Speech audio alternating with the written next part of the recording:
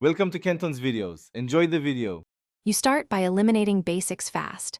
Shut down, unplug power, and remove the battery if possible so you can discharge the system. Once done, attach a USB or Bluetooth external keyboard to verify whether the problem is software or hardware. Next, power on and enter BIOS or UEFI. This isolates driver issues because the OS isn't loaded. If keys work in BIOS, you know to focus on drivers. If not, you're facing a hardware fault that needs disassembly or local repair. You now move into the detailed middle steps.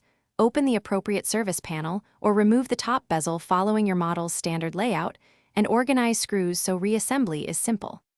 Once exposed, inspect the keyboard ribbon cable and the ZIF connector for debris, bent pins, or a loose latch. These are common failure points.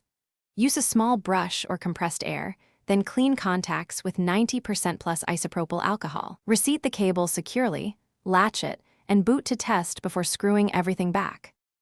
If reseating doesn't restore function, you'll need to replace the keyboard or top cover module with the exact part for your model.